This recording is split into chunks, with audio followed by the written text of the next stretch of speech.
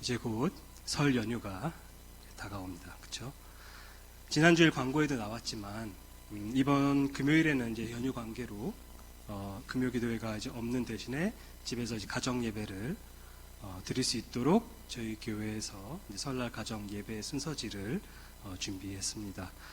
주일날 3층 로비에 그 주보 옆에 준비되어 있었는데 혹시 필요한데 이제 못 가져가신 분 계시다면은 저 소예배실 뒤쪽에 좀 더 있으니까 이따가 끝나고 가져가시면 되겠습니다. 이 순서지를 이제 저도 지금 하나 갖고 있는데 이제 보시면 아시겠지만은 이제 말씀 제목과 그리고 성경 본문이 이제 모두 오늘 설교랑 동일합니다. 이번 설날에 아마 많은 분들은 오랜만에 이제 친척들과 모여서 떡국도 먹고 함께 이제 시간을 이제 보내게 될 것 같은데, 물론 이제 집안마다 상황이랑 분위기가 다 조금씩 다르겠지만 친척 중 이제 몇몇 가정이 뭐 평소에 교회를 다닌다거나 아니면은 뭐 연세가 가장 많으신 어른께서 교회를 다니실 경우에는 이런 명절에 같이 가정 예배를 이제 드리는 그런 경우들이 있죠. 그럴 때 이제 교회에서 제공하는 이런 순서지를 이제 사용할 텐데, 이제 보통은 그 순서지를 이제 가져오는 분이 예배 인도를 하게 되지 않나 싶습니다. 이제 가져오봤으니까. 그래서 혹시 여러분 중에서도 이제 그런 경우가 있을 수도 있겠다 싶어서 이 본문을 조금 더 미리 잘 이해한다면 그러면은 설날 가정 예배를 인도하는데도 도움이 되지 않을까 하는 마음에 요한복음 6장 35절부터 40절 말씀을 오늘 본문으로 정했습니다. 오늘 본문인 요한복음 6장 35절부터 40절까지 제가 읽도록 하겠습니다. 예수께서 이르시되 나는 생명의 떡이니 내게 오는 자는 결코 줄이지 아니할 터이요 나를 믿는 자는 영원히 목마르지 아니하리라. 그러나 내가 너희에게 이르기를 너희는 나를 보고도 믿지 아니하는도다 하였느니라. 아버지께서 내게 주시는 자는 다 내게로 올 것이요 내게 오는 자는 내가 결코 내쫓지 아니하리라. 내가 하늘에서 내려온 것은 내 뜻을 행하려 함이 아니요 나를 보내신 이의 뜻을 행하려 함이니라. 나를 보내신 이의 뜻은 내게 주신 자 중에 내가 하나도 잃어버리지 아니하고 마지막 날에 다시 살리는 이것이니라. 내 아버지의 뜻은 아들을 보고 믿는 자마다 영생을 얻는 이것이니 마지막 날에 내가 이를 다시 살리리라 하시니라. 예수님의 오병이어의 기적, 너무나도 익숙하고 잘 알려진 그런 사건이죠. 주일학교 아이들도 다 알고 있는 그런 이야기입니다. 예수님께서 이제 보리떡 5개와 물고기 이제 2마리로 자신의 가르침을 들으러 온 5,000명 이상의 그 무리를 먹이신 그런 기적이죠. 이 이야기가 잘 알려진 이유는 물론 뭐 너무나도 놀라운 대규모의 어떤 그런 기적이 벌어졌기 때문이기도 하지만 그뿐만 아니라 사복음서 모두 공통으로 기록하고 있는 사건이기 때문입니다. 하나의 복음서만 읽어도 이 사건을 놓칠 수가 이제 없는 거죠. 그런데 사복음서의 저자 중에서 사도 요한만이 오병이어의 기적을 통해 예수님께서 강조하고자 하는 그 궁극적인 메시지를 언급합니다. 그래서 오늘 본문은 나머지 공간복음에서는 등장하지 않는 그런 이야기를 요한이 나중에 자기 복음서에서 언급을 합니다. 자, 마태와 마가는 오병이어 사건 이후에 예수님께서 갈릴리 바다 위를 걷는 사건을 기록한 다음에 게네사렛으로 가서 치유 사역을 하신 후에 하나님의 계명보다 사람의 전통에 집착하는 그런 바리새인들과 서기관들을 책망하는 이야기로 이제 바로 넘어가고, 그리고 누가의 경우에는 이제 오병이어 사건 이후에 곧바로 너희는 나를 누구라 하느냐는 그 예수님의 그 질문에 대한 베드로에게 유명한 그 신앙 고백으로 이어집니다. 그런데 요한은 공관복음 저자들과는 좀 달리 그들이 생략한 오병이어 기적 사건 직후에 있었던 일들을 조금 더 구체적으로 기록을 하고 있습니다. 6장을 보시면은 사도 요한은 6장 1절부터 14절에서 다른 복음서 저자들과 마찬가지로 이제 오병이어 사건을 기록하는데 14절을 보시면은 사람들의 반응이 언급됩니다. 그래서 뭐라고 나오냐면 그 사람들이 예수께서 행하신 이 표적을 보고 말하되 이는 참으로 세상에 오실 그 선지자라 하더라. 그런데 이어서 15절을 보면 이렇게 나옵니다. 그러므로 예수께서 그들이 와서 자기를 억지로 붙들어 임금으로 삼으려는 줄 아시고 다시 혼자 산으로 떠나가시니라. 자, 그런 다음에 16절부터 21절에서 마태와 마가도 이제 언급하는 그 바다 위를 걷는 사건이 기록이 됩니다. 그 다음에 22절부터 25절에서는 오병이어의 기적을 맛본 사람들이 예수님을 찾아다니다가 어디 계시지 하서 찾아다니다가 드디어 가버나움에서 예수님을 발견하고는 랍비여 언제 여기 오셨나이까? 라고 묻죠.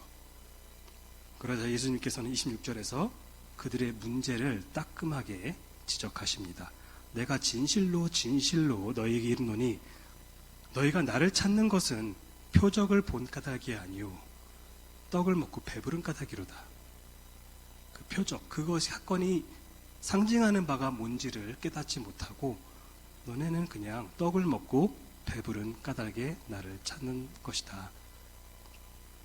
이어서 27절에서 썩을 양식을 위하여 일하지 말고 영생하도록 있는 양식을 위하여 하라. 이 양식은 인자가 너희에게 주리니 인자는 아버지 하나님께서 인치신 자니라 라고 덧붙이십니다. 썩을 양식을 위하여 일하지 말고 영생하도록 있는 양식을 위하여 하라. 그래서 그들이 우리가 어떻게 해야 하나님의 그 일을 하오리까? 라고 질문을 하자 주님께서는 하나님께서 보내신 일을 믿는 것이 하나님의 일이니라 라고 대답하시면서 자기를 믿는 것의 중요성을 강조하시죠. 그렇게 하셨는데 오병이어의 기적과 같이 겉으로 보이는 어떤 그런 표적에 꽂혀있던 그들은, 그 기적에 꽂혀있던 그들은 30, 31절에서 이렇게 말합니다. 그러면 우리가 보고 당신을 믿도록 행하시는 표적이 무엇이니까?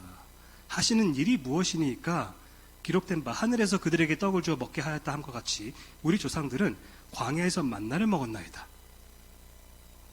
쉽게 말해서 모세는 광야에서 40년 동안 이스라엘 백성에게 만나를 먹였던 것에 비해서 일회성으로 일어난 그 예수님의 오병이어 기적은 상대적으로 열등하다라는 이야기를 하고 있는 겁니다. 당신이 모세보다 대단해? 당신은 엊그제 기껏 5천 명 정도를 먹였을 뿐 모세는 이스라엘 전체를 40년이나 먹였어. 당신이 모세보다 대단한 선지자라면 그러면 더 큰 표적으로 우리를 납득시켜봐 라고 지금 말하고 있는 겁니다. 자, 그러자 예수님께서는 그들의 착각을 바로잡으십니다. 32절 내가 진실로 진실로 너에게 이르노니 모세가 너희에게 하늘로부터 떡을 준 것이 아니라 모세가 이스라엘 백성에게 만나를 준 것이 아니라 하나님께서 주신 것이죠.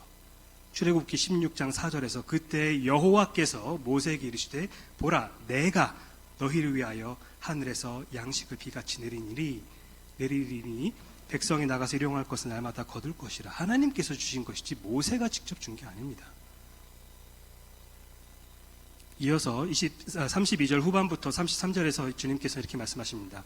내 아버지께서 너희에게 하늘로부터 참떡을 주시나니 하나님의 떡은 하늘에서 내려 세상에 생명을 주는 것이니라. 자, 여기서 참떡, 곧 생명을 주는 하나님의 떡이라는 것은 그들의 조상이 먹었던 그 썩어 없어지는 만나보다 더 월등한 떡을 의미하는 겁니다. 그 말을 들은 백성들은 이제 난리가 납니다. 와, 당신이 모세가 하늘에서 내린 만나보다 더 대단한 떡을 줄 수 있다고? 진짜? 양도 더 많고 맛도 더 좋고 건강에도 더 좋고 보관도 더 오래 할 수 있는 그런 떡이겠지? 이렇게까지 이야기를 하는 거 보면 34절 주여 이 떡을 항상 우리에게 주소서. 자, 이런 흐름 속에서 조금 전에 읽은 본문이 나옵니다. 자, 오늘 본문을 크게 세 부분으로 나눠 살펴볼 건데 먼저 35, 36절에서는 믿음의 대상에 대해서 예수님께서 말씀하시고 37, 8절에서는 믿음의 기원에 대해서 그리고 마지막 39, 40절에서는 믿음의 결과에 대해서 말씀하십니다.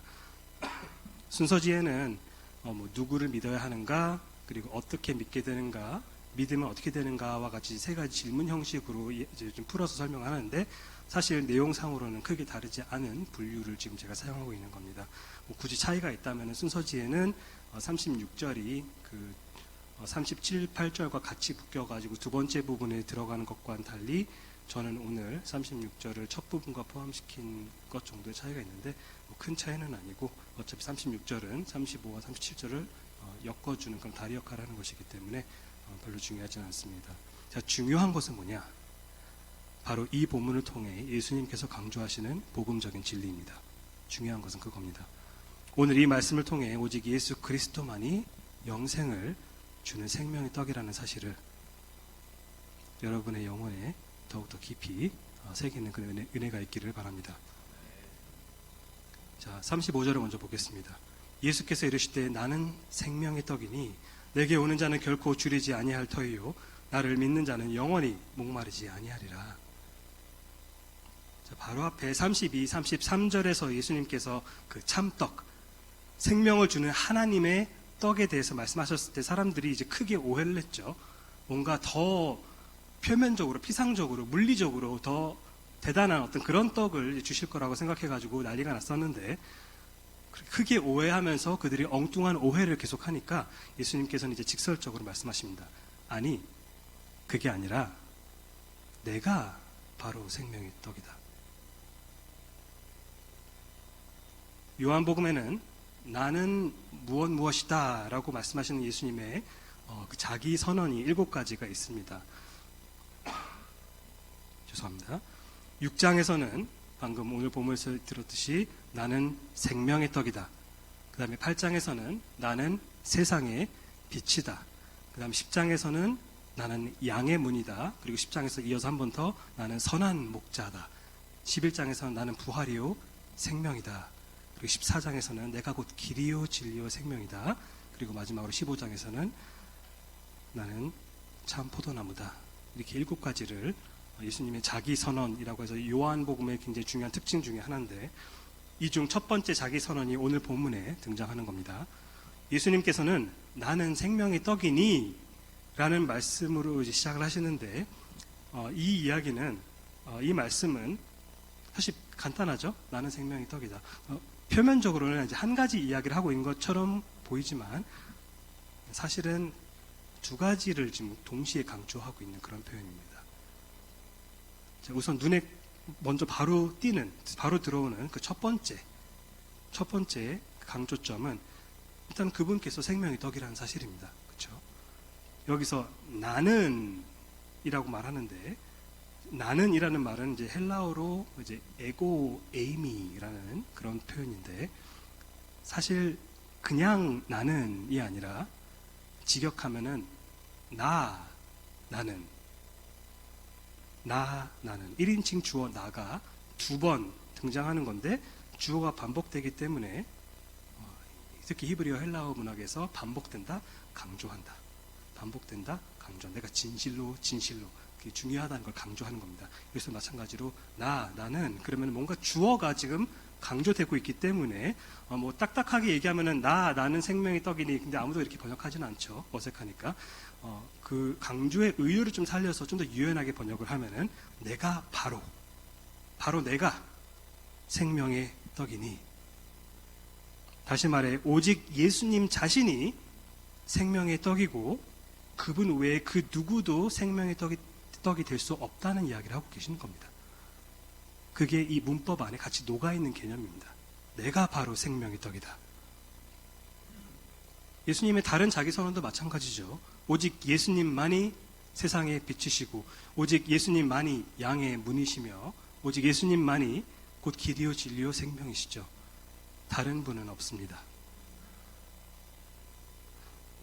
우리는 이미 숨을 쉬며 살아가고 있는데 생명을 주신다는 게 대체 무슨 뜻이지? 라고 이제 속으로 혹시 다들 다 이해하고 있는 것 같은데 왜 나는 잘 모르겠지라고 싶으신 분이 계시다면은, 성경은 첫 사람 아담의 죄로 인해 온 인류가 영적 죽음 상태에 치달았다고 명백하게 강조를 합니다.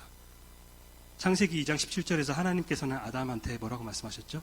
선악을 알게 하는 나무의 열매를 먹지 말라. 그 열매는 너가 먹는 날에는 반드시 죽을 것이다. 반드시 죽으리라. 그렇게 경고를 하셨는데 3장에서 아담이 결국 뱀에게 속은 하와의 권유로 인해서 그 열매를 먹게 되죠. 그래서 아담과 하와는 그들에게 생명을 주신 하나님과의 그 관계가 단절되어서 동산에서 추방당하죠. 쫓겨납니다. 한마디로 영적으로 죽게 된 거죠. 생명이신 하나님으로부터 단절되었기 때문에 영적으로 죽어있는 상태가 된 것입니다. 그리고 그 영적 죽음과 함께 결국에는 육체적으로도 같이 죽게 되는 거죠. 나중에는. 그래서 로마서 5장 12절이 이 사실을 굉장히 잘 강조를 하는데, 바울이 말하기를 그러므로 한 사람으로 말미암아 죄가 세상으로 들어오고 그 죄로 말미암아 사망이 들어왔나니 이와 같이 모든 사람이 죄를 지었으므로 사망이 모든 사람에게 이르렀다라고 이야기를 합니다. 쉽게 말해서 죄가 발생하니까 죄만 생긴 게 아니라 죄와 함께 손잡고 들어온 것이 있는데 바로 그게 사망이라는 겁니다. 세상 사람들은 죽음을 자연스러운 현상이라고 보통 그렇게 이해를 하고 그렇게 말을 합니다. 하지만 성경은 죽음을 그런 식으로 미화시키지 않습니다. 성경은 죽음은 자연스러운 거, 죽음은 그냥 삶의 일부 이렇게 이야기를 기본적으로는 하지 않습니다.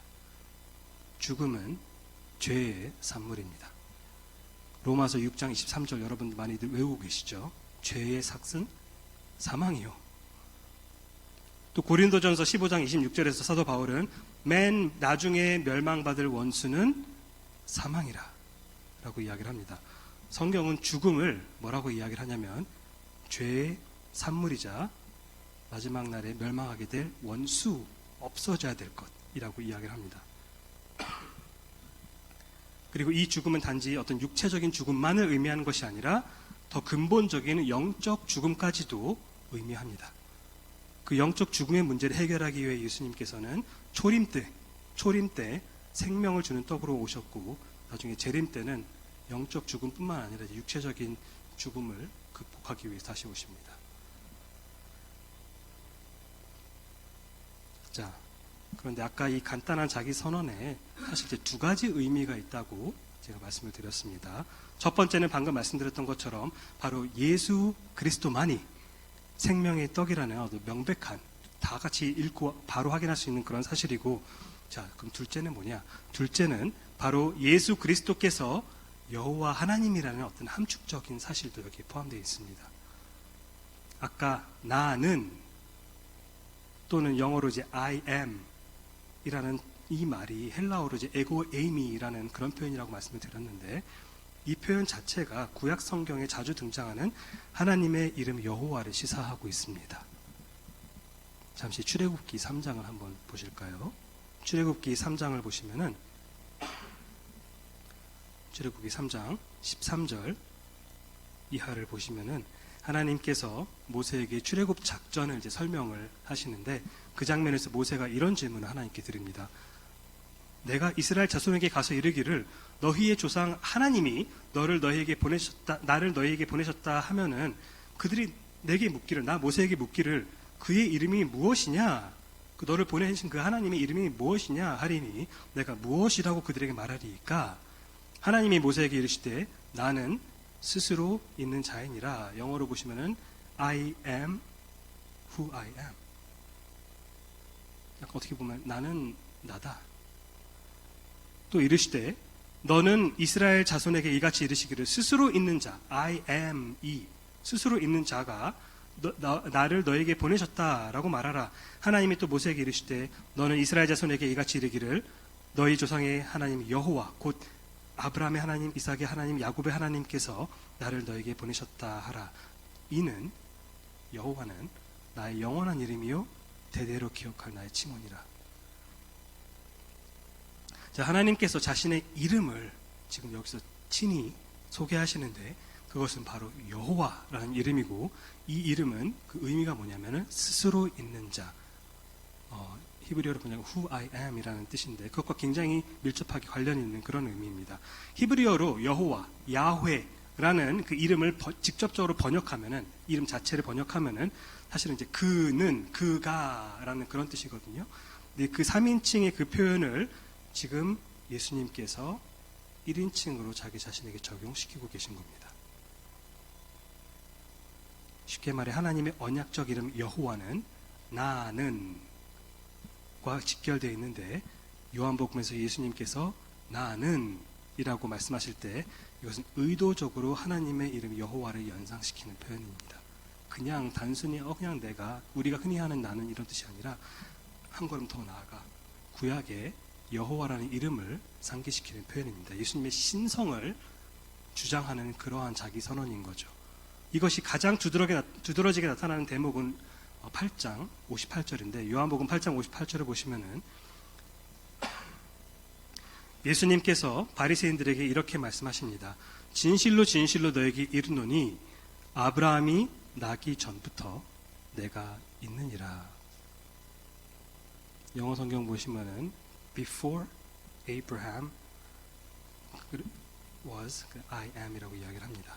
영원 전부터, 아브라함보다도 훨씬 전부터, 영원 전부터 스스로 존재하셨다는 예수님의 자기 선언인 겁니다. 사실 이 표현은 앞에서도 한번 나오긴 했는데, 아까 언급했던 예수님께서 그 바다 위에 걸어가는 그 사건, 제자들이 타고 있던 배에 다가가자 예수님께서 6장 19절을 보시면 제자들이 그 모습을 보고 두려워했다라고 나오죠. 근데 20절을 보시면 예수님께서 뭐라고 말씀하시냐면 내니, 나이니 두려워하지 말라. 에고 에이미 두려워하지 말라. I am, do not be afraid. 다시 말해 스스로 있는 자, 곧 여호와가 지금 여기에 있으니 두려워하지 말라라고 예수님께서 제자들에게 말씀하시는 겁니다. 오늘 본문에서도 마찬가지입니다. 예수님께서 나는 생명의 떡이다 라고 자기 선언하셨을 때 단지 이거는 인간 예수가 생명의 떡인 것이 아니라 여호와 예수께서 생명의 떡이라는 사실을 강조하고 계신 겁니다. 예수님의 신성은 그저 어떤 사소한 교리가 아니라 그것을 인정하느냐 인정하지 않느냐, 그거에 따라서 참된 복음이냐 거짓 복음이냐, 참된 구원이냐 거짓 구원이냐가 갈리는 그런 문제입니다.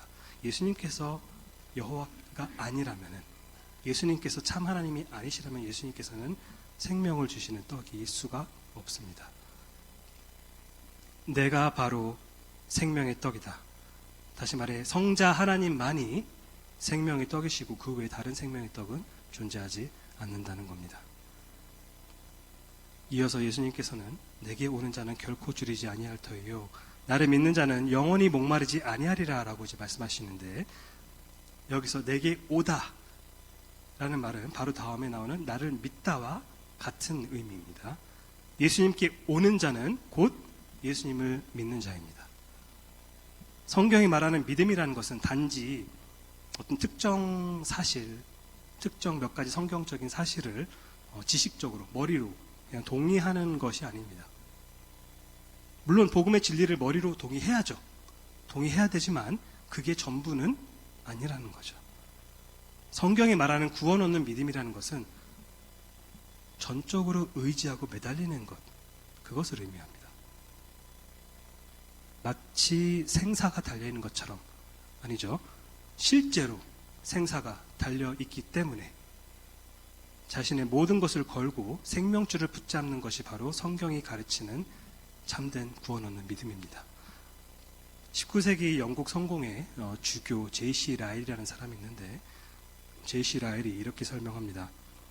여기서 예수님께서 온다 하는 것은 무슨 뜻인가? 바로 사람이 자신의 죄를 느끼고 스스로 자기를 구원할 수 없음을 깨닫고는 구원을 얻기 위해 그리스도에 대해 먼저 듣고 그리스도께 마음을 향하게 하고 그리스도를 의지하고 그리스도를 붙들고 자신의 전부를 가지고 그리스도께 기댈 때 일어나는 영혼의 움직임이다. 그것이 바로 누군가가 예수님께 온다라는 표현이다. 이러한 움직임, 영혼의 움직임이 일어날 때 성경은 그 사람이 예수 그리스도께 왔다라고 표현한다. 혹시 여러분 중 예수 그리스도를 믿는다고 말을 하고 혹시 뭐 생각할지는 모르겠지만은 자신이 본래 영적으로 죽어있는 소망 없는 죄인이라는 사실을 아무 변명 없이 직시하고 유일한 소망이자 유일한 생명이 떠계신 예수 그리스도께 절실하게 나아가 마치 그 12해 동안이나 혈루증을 앓는 그 여자처럼 그분의 겉옷가를 절대로 놓치지 않겠다는 그 심정으로 붙잡은 그런 절실한 믿음의 어떤 그러한 그 경험이 없다면, 예수님께 절실하게 의지한 적이 없다면, 그러면은 예수님께 온 적이 없는 겁니다. 여러분은 그리스도께 진정으로 오셨습니까? 여러분은 그리스도를 진정으로 믿었고 지금도 더더욱 믿고 계십니까? 그런 사람들은 결코 줄이지 않고 영원히 목마르지 않을 것이라고 주님께서 약속하십니다. 모세가 인도하던 이스라엘 백성은 만나를 먹어도 금방 다시 배가 고파졌기 때문에 만나를 먹고 또 먹으면서 계속 그 생활을 반복해야 했었죠. 하지만 생명의 떡으로 오신 예수님을 먹으면, 곧 진정으로 그분만을 우리의 죄로부터 구원하시는 주님으로 믿고 의지한다면 영원히 영적 굶주림과 갈증으로부터 자유를 얻게 된다고 예수님께서 약속하십니다. 36절을 계속 보시면은, 그러나 내가 너희에게 이르기를 너희는 나를 보고도 믿지 아니하는도다 하였느니라. 그들은 오병이어의 기적을 목격하고 그 기적을 행사하신 그 예수님을 두 눈으로 직접 봤지만 그저 피상적으로만 봤을 뿐인 거죠. 가끔 제가 집에서 뭔가를 이렇게 찾을 때 여러 가지 이렇게 눈앞에 있는데 뭔가 찾아야 되는데 눈앞에 있는 그것 잘 보지 못해가지고 헤맬 때가 있는데, 웃으시는 분들은 다 공감하시는 분들이신 거죠? 근데 그럴 때마다 제 아내는 저한테 보아도 보지 못한다 라고 그런 식으로 이제 놀리거든요. 자주 있는 일입니다. 그래도 어떤 물건을 빨리 포착하지 못하는 것은, 그런 물건을 빨리 포착하지 못하는 것은 큰 문제가 되진 않아서 다행이죠. 물론 아내가 옆에서 조금 답답해할 수는 있는데 그거 외에는 큰 문제는 없습니다. 그런데 예수님을 쫓아온 우리는 생명의 떡이신 예수님을 눈으로 보고도 그분의 진가를 알아차리지 못했습니다. 이것은 엄청난 문제죠. 한 주석가는 그들은 예수님을 보고 그저 호기심과 식욕과 정치적 야망이 싹텄지 믿음이 싹트지는 않았다라고 설명합니다. 생명의 주께서 눈앞에 있었지만 그들은 그분을 믿음의 눈으로 바라보지 못했습니다. 자, 그렇다면 그들은 왜 예수님을 믿지 못했던 걸까요? 예수님을 어떻게 그럼 우리가 믿을 수 있는 걸까요? 37, 8절에서 예수님은 믿음이 어디로부터 오는지 그 기원에 대해서 이제 말씀하십니다. 37절을 보시면 아버지께서 내게 주시는 자는 다 내게로 올 것이요 내게 오는 자는 내가 결코 내쫓지 아니하리라 라고 말씀하십니다. 이 구절에도 예수님께서 이제 오다라는 표현을 이제 두 번 사용하시는데 35절과 마찬가지로 이 오다라는 것은 믿다라는 그런 뜻입니다. 근데 37절 전반부에서 예수님께 믿음으로 오는 사람은 어떤 사람이라고 지금 이야기를 하고 있죠? 바로 아버지께서 내게 주시는 자, 아버지께서 예수님께 주시는 사람, 그 사람이 믿음으로 온다는 겁니다. 뒤에 44절에서는 더 확실하게 말씀하십니다. 나를 보내신 아버지께서 이끌지 아니하시면 아무도 내게 올 수 없다. 그리고 65절에서도 이 점을 다시 한번 못 박아 강조하신다. 같이 확인 사살이라도 하듯이 내 아버지께서 오게 하여 주시지 아니하면은 누구든지 내게 올 수 없다 하였노라. 들으셨습니까, 여러분? 아무나 구원을 받을 수 있는 게 아니라고 합니다. 예수님께서. 구원이라는 것이 궁극적으로는 우리 자신의 선택에 달려있는 것이 아니라고 말씀하십니다. 이렇게 사실 굉장히 소화하기 어려운 사실입니다. 왜냐하면은 아버지께서 아들에게 주시는 자가 구원을 받는다고 말씀하셨지, 아버지의 뜻과 상관없이 무관하게 아무나 자기 의지대로 예수님께 나갈 수 있다고 말씀하지 않으셨습니다. 오히려 44절과 65절에서는 그것이 불가능하다라고 이야기를 하죠. 예수님께서. 이것이 바로 구원에 있어서의 하나님의 주권입니다. 하나님의 주권. 하나님의 주권이라는 것은 만물에 대한 하나님의 절대적인 통치와 그분의 권위를 이야기합니다. 절대적인 그분의 통치와 권위, 그게 바로 하나님의 주권입니다. 사실 많은 사람들은 하나님께서 누구를 구원하시는지에 대한 그분의 어떤 주권을 인정하기를 싫어합니다. 싫어하고 심지어 교회 밖에서뿐만 아니라 교회 안에서도, 기독교계 안에서도 하나님의 주권 자체를, 그 개념을 불편해하면서 그것보다는 사람의 자유의지지라고 그렇게 강조하는 사람들이 굉장히 많습니다. 하지만 여러분, 구원에 있어서 하나님의 절대적 주권을 인정하는 것은 굉장히 중요합니다. 굉장히 중요합니다. 성경은 요한복음 말고도 여러 곳에서 이 사실을 이야기를 하고 있는데, 대표적으로는 로마서 9장 같은 데가 있죠. 로마서 9장에 보시면 사도 바울이 하나님의 주권적인 구원하심에 대해 계속 쭉 이야기를 하다가 16절에 와서는 이런 이야기를 합니다. 그런즉 원하는 자로 말미암음도 아니요 다른 박질하는 자로 말미암음도 아니요 오직 긍휼히 여기시는 하나님으로부터 온 것이다. 즉 구원이라는 것은 사람의 의지나 자기 노력으로 되는 것이 아니라, 아까 9장 16절에서 원함, 다른 박질, 그게 의지와 노력을 의미하는데, 사람의 의지나 노력으로 되는 것이 아니라 오로지 하나님의 긍휼로 되는 것이라고 이야기를 하고 있습니다. 신은 스스로 돕는 자를 돕는다라는 말 들어보셨나요? 반성경적인 말입니다. 모두가 영적으로 죽어있는 상태에서는 그 누구도 스스로를 도울 수 없습니다. 그 누구도 스스로를 도울 수 없을 때 하나님께서 그중 일부에게 긍휼과 은혜를 베푸셔서 구원하시는 겁니다. 그게 하나님의 주권입니다. 자기 자신의 구원뿐만 아니라 타인의 구원에 대해서도 우리가 마찬가지 개념을 가지고 있어야 합니다. 다른 이의 구원에 있어서 우리가 뭔가를 공헌하거나 뭔가 영향을 미치는 것은 사실 아무것도 없습니다.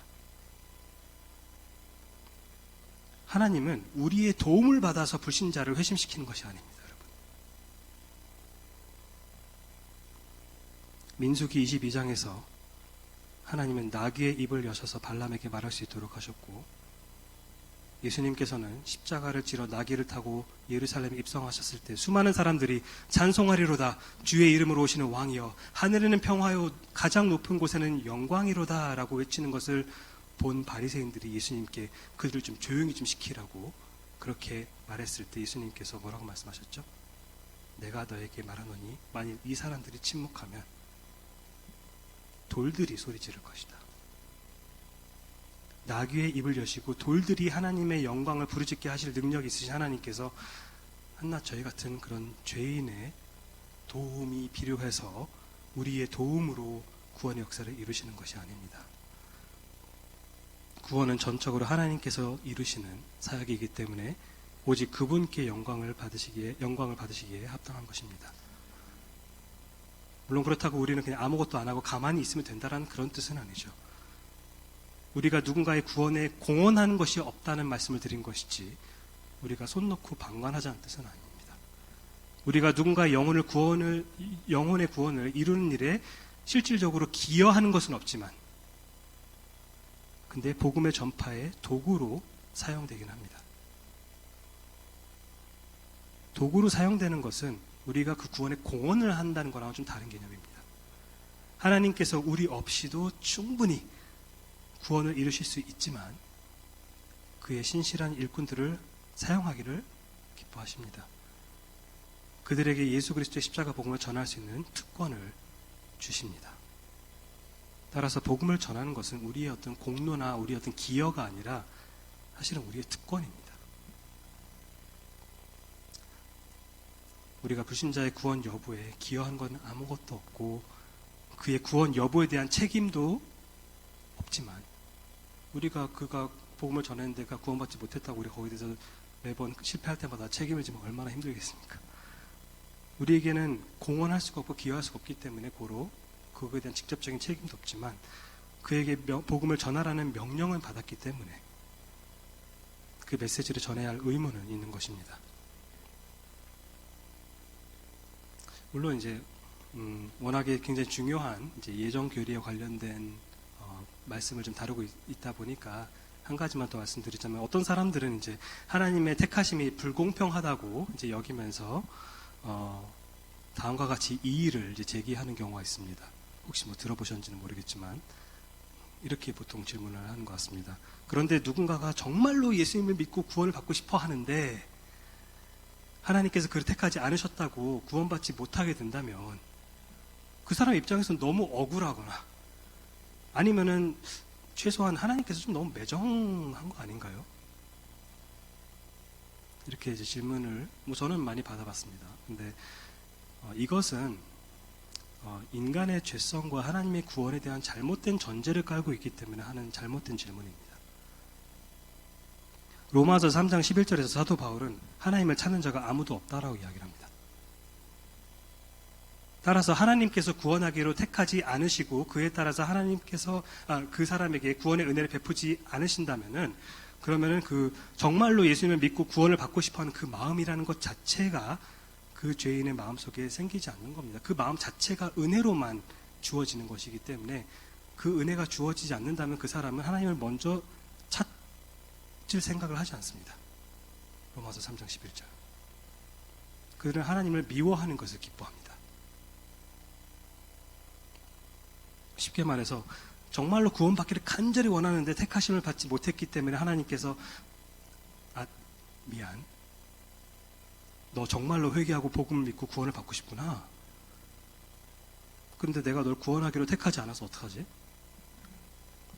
안타깝게 되었네. 이런 말씀을 하셔야 되는 상황이 결코 발생하지 않는다는 겁니다. 정말로 구원받기를 원하는 사람들은 이미 하나님께서 구원하기로 창세 전부터 작정한 사람들이고 그리고 그 사람들은 하나님의 은혜로 믿음으로 말미암아 예수님께로 오게 된다는 이야기를 예수님께서 지금 하고 계시는 겁니다. 다시 본문으로 돌아가 보면 예수님께서는 내게 오는 자는 내가 결코 내쫓지 아니하리라 라고 말씀하십니다. 창세 전에 아버지께서 구원하기로 택하신 자들에게 은혜로 믿음을 주셔서 아들에게 오게끔 하실 때 아들은 그들을 결코 내쫓지 않고 기꺼이 받아주신다는 겁니다. 아버지께서 아들에게 이들을 내가 구원하기로 계획했다 하면서 주셨는데 아들이 그거는 제가 알 바 아니고요. 저는 잘 모르겠고요. 저는 다른 사람들을 구원하고 싶은데요. 이런 상황은 없다는 겁니다. 다 그 아버지께서 주신 자들을 받아주신다, 환영해 주신다라고 예수님께서는 말씀하십니다. 아까 한번 인용했던 J.C. 라일이 이 부분에 대해서는 이렇게 말합니다. 우리 주님께서 내가 결코 내쫓지 아니하리라 라고 하신 말씀은 무슨 뜻인가? 그것은 그분께 오는 자들이 어떤 사람이든 간에 자기에게 믿음으로 오게 되면 구원하기를 거부하지 않으실 거라는 뜻이다. 그의 과거의 죄들이 너무나 클 수도 있다. 그의 현재의 연약함과 결점이 너무나도 클 수 있다. 하지만 그가 그리스도께 믿음으로 나아오는가? 그렇다면 그리스도께서는 그를 기꺼이 받아주시며 값없이 죄를 사하여 주실 것이고 하나님의 자녀 중 하나로 삼아 주실 것이고 그에게 영생을 주실 것이다. 여러분 중 혹시 아직 예수 그리스도께 이런 믿음으로 오지 못한 분이 계십니까? 네, 아까 창세 전에 아버지께서 아들에게 주신 자야만 그리스도께 오게 된다고 말씀드렸습니다. 그건 변함없는 사실입니다. 하지만 그거는 하나님께서만 하시는 영역이기도 합니다. 저는 누군가에게 복음을 전할 때 그 사람이 하나님의 택하심을 입었는지 알려고 하지 않습니다. 왜냐하면 알 수가 없기 때문에 그렇습니다. 저희가 알 수 없다고 해서 그 진리가 아니게 되는 것은 아닙니다. 진리입니다. 하지만 단지 우리에게는 그 모든 것을 하나님께서 정보를 주시지 않는다는 겁니다. 성경 그 어디에도 믿지 않는 자에게 복음을 전할 때 그가 구원받기로 택하심을 입었는지 한번 먼저 분별하고 복음을 전하도록 해라. 이런 얘기 나오지 않습니다. 그건 하나님께서 아시고 하나님께서 알아서 하실 것입니다. 다만 성경은 그럼 뭐라고 말하느냐? 믿지 않는 자들에게 복음을 전하라. 이 얘기까지만 합니다. 여러분 중 아직 예수 그리스도께 믿음으로 오지 못한 분이 계시다면, 한 분이라도 계시다면 지금이라도 오십시오. 매주 한 주 한 주 더 미루고 또 고민하지 마시고 지금 오십시오. 마태복음 11장 28절에서 예수님께서 촉구하십니다. 수고하고 무거운 짐진 자들아 다 내게로 오라. 내가 너희를 쉬게 하리라. 여기서 예수님께서 말씀하시는 그 무거운 짐이라는 것은 그냥 직장에서 내가 좀 힘들어가지고 나한테 뭐 휴가를 좀 주시겠지 이런 의미가 아니라 무거운 죄의 짐을 의미합니다. 그 무거운 죄의 짐 갖고 있는 사람들, 너가 지금 죄의 짐을 짊어지고 힘들게 끙끙거리고 있다는 사실을 인지하고 있니? 나한테 와. 그러면 내가 쉬게 하리라. 쉬게 한다는 것은 그 죄의 문제를 그분의 보혈로 해결해 주겠다는 구원의 약속입니다. 하지만 그 쉼을 얻기 위해서는 그분께 믿음으로 와야 합니다. 내게로 오라. 요한복음 7장 37절에서도 주님께서 말씀하십니다. 누구든지 목마르거든 내게로 와서 마시라. 죄로 인한 고통스러운 영적 갈증 때문에 목이 타들어가는 분 안 계십니까? 그분께 와서 생명수를 받으십시오. 그러면 그 갈증이 영구적으로 해소될 것입니다. 이어서 38절에서 예수님께서는 37절에서 하신 말씀의 근거를 제시하십니다. 내가 하늘에서 내려온 것은 내 뜻을 행하려 함이 아니요 나를 보내신 이의 뜻을 행하려 함이니라. 주님께서는 자신에게 믿음으로 온 자들을 결코 내쫓지 않으신다고 약속하실 수 있는 그 이유, 그 근거는 그분께서 자기만의 어떤 독단적인 사역을 하러 이 땅에 오신 것이 아니라 자기를 이 땅에 보내신 아버지의 구속사적인 뜻을 수행하고 성취하러 오셨기 때문입니다. 예수님께서는 아버지께서 구원하기로 계획하신 자들을 실제로 구원하러 오신 겁니다. 다시 말해 성자 하나님이신 예수님께서 사람으로 이 땅에 오신 이유는 아버지께서 구원하기로 예정하신 자들을 십자가 위에서 핏값으로 사기 위함이었던 거죠. 삼위일체 안에서 아버지와 아들은 같은 하나님의 본질을 보유하고 계시기 때문에 아버지와 아들은 같은 생각, 같은 마음, 같은 뜻, 같은 계획을 갖고 계십니다. 아버지께서 구원하기로 뜻하신 자들의 구원을 성취하시는 것, 이것이 바로 예수님께서 이 땅에 오신 이유입니다. 이제 마지막 두 구절에서 예수님은 자신을 믿으면 어떻게 되는지 그 믿음의 결과에 대해서 말씀하십니다. 39절 나를 보내신 이의 뜻은 내게 주신 자 중에 내가 하나도 잃어버리지 아니하고 마지막 날에 다시 살리는 이것이니라. 우선 첫 번째 결과는, 믿음의 결과는 구원이 영원히 보장되는 은혜입니다. 아버지의 뜻은 아들에게 주신 자 중에 아들이 하나도 잃어버리지 아니하는 것이라고 합니다. 다시 말해서 아버지께서 구원하기로 작정하셔서 아들에게 주셨으면 그들은 반드시 은혜로 믿게 될 것이고 진정으로 믿게 된 자들은 결코 예수님의 그 소유권에서 이탈하지 않는다는 뜻입니다. 신자는 예수 그리스도의 보혈로 구속함을 받았기 때문에, 즉 예수 그리스도의 핏값으로 사신 바 되었기 때문에 그분의 소유가 되는 거죠. 그런데 만약 누군가가 구원에서 탈락하게 된다면 어떤 일이 벌어지는 겁니까? 예수님께서 그를 위해 피를 헛되이 흘리신 셈이 되는 거 아닙니까? 하지만 그런 일은 결코 있을 수 없다라고 예수님께서 말씀하십니다. 나를 보내신 이의 뜻은 내가 주신 자 중에 내가 하나도, 단 하나도 잃어버리지 아니하고 그 누구도 예수 그리스도의 피를 헛되이 흘리게 만들지 못합니다. 예수님께서는 자기의 피로 값을 지불한 모든 영혼들을 끝까지 잃지 않고 소유하신다. 그 말씀을 지금 하고 계십니다. 이어서 믿음의 두 번째 결과는 그럼 무엇이냐? 마지막 날에 부활을 경험하게 되는 은혜입니다. 마지막 날에 다시 살리는 이것이니라. 이 마지막 날은 당연히 예수님께서 다시 오실 그 미래의 그 재림을 이야기를 하는 거고, 여기서 주님께서 말씀하시는 그 다시 살리시는 이것은 신자의 몸의 부활을 가리킵니다. 곧 영화죠, 영화. 생명의 떡이신 예수님을 믿는 자들은 단지 영적 사망으로부터 건짐을 받는 것이 아니라, 뿐만 아니라 마지막 날에 육체의 부활까지 경험하게 될 것이라고 주님께서 약속하시는 겁니다. 마지막 구절 보겠습니다. 내 아버지의 뜻은 아들을 보고 믿는 자마다 영생을 얻는 이것이니 마지막 날에 내가 이를 다시 살리라 하시니라.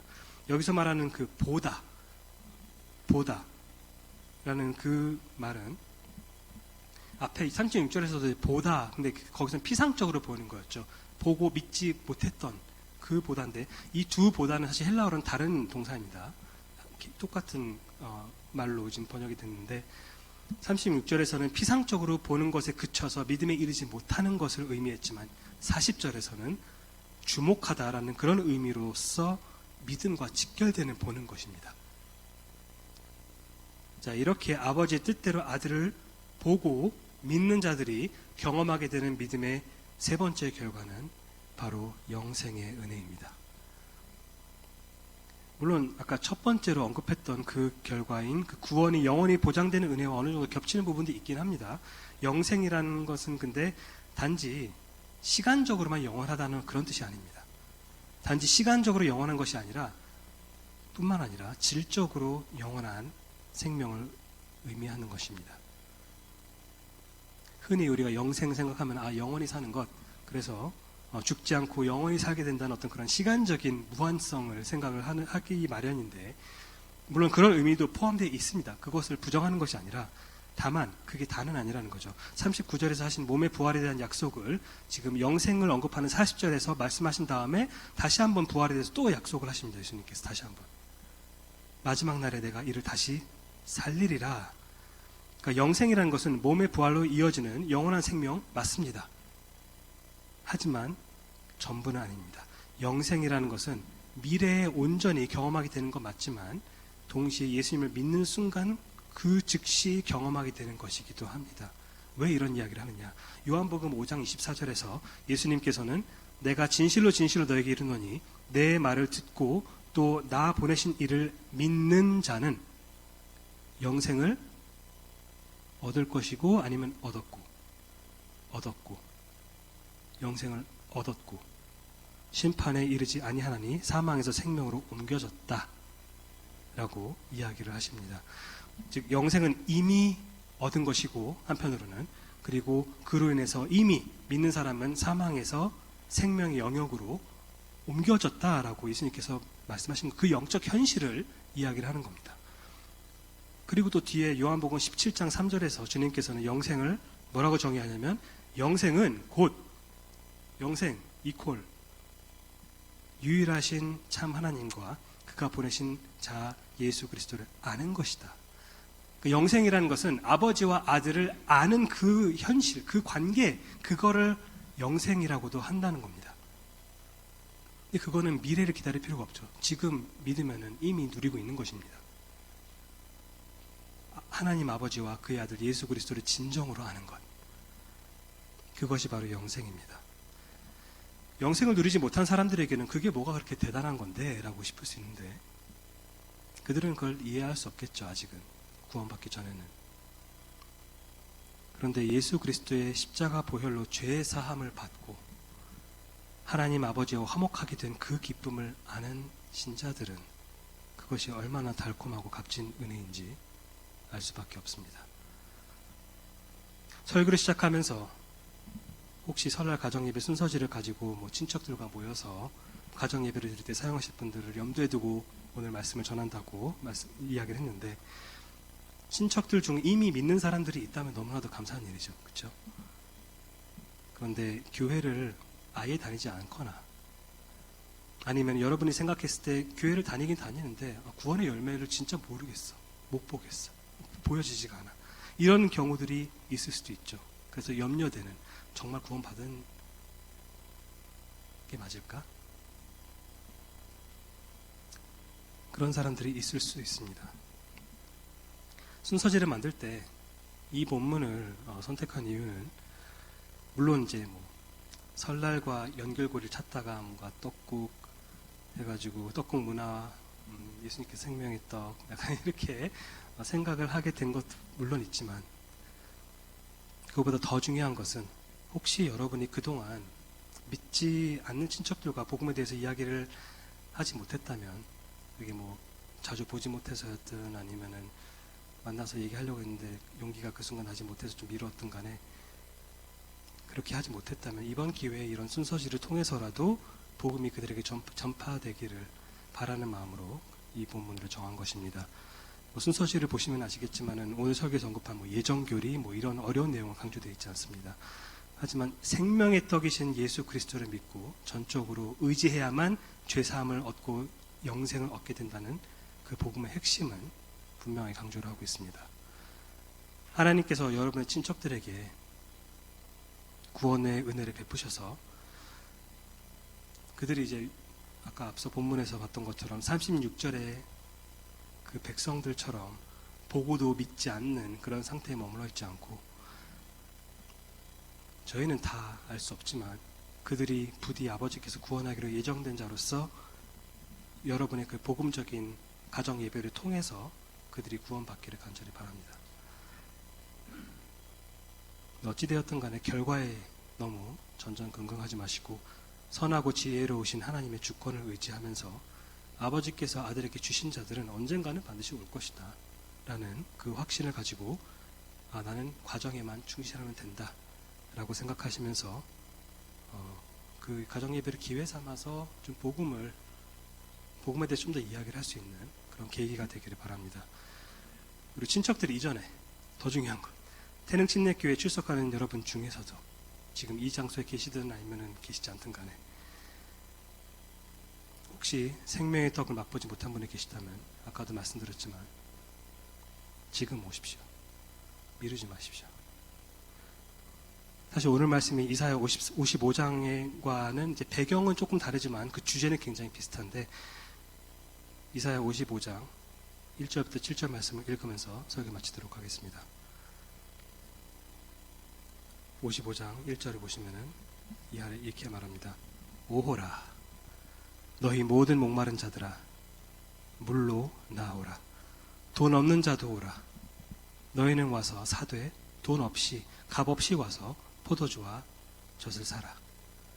너희가 어찌하여 양식이 아닌 것을 위하여 은을 달아주며 배부르게 하지 못할 것을 위하여 수고하느냐. 내게 듣고 들을지어다. 그리하면 너희가 좋은 것을 먹을 것이며 너희 자신들이 기름진 것으로 즐거움을 얻으리라. 너희는 귀를 기울이고 내게로 나와 들으라. 그리하면 너희의 영혼이 살리라. 내가 너희를 위하여 영원한 언약을 맺으리니 곧 다윗에게 허락한 확실한 은혜이니라. 보라, 내가 그를 만민에게 증인으로 세웠고 만민의 인도자와 명령자로 삼았나니, 보라, 내가 알지 못하는 나라를 내가 부를 것이며 너를 알지 못하는 나라가 내게로 달려올 것은 여호와 내 하나님 곧 이스라엘의 거룩하신 이로 말미암음이니라. 이는 그가 너를 영화롭게 하였느니라. 너희는 여호와를 만날 만한 때에 찾으라. 가까이 계실 때 그를 부르라. 악인은 그의 길을, 불의한 자는 그의 생각을 버리고 여호와께로 돌아오라. 그리하면 그가 긍휼히 여기시리라. 우리 하나님께로 돌아오라. 그가 너그럽게 용서하시리라. 여기 계신 모든 분들이 지금부터 영원토록 생명의 떡이신 예수 그리스도로 인해 영생의 기쁨을 누리며 살아가기를 간절히 바랍니다. 시간 관계상 기도로 마치도록 하겠습니다.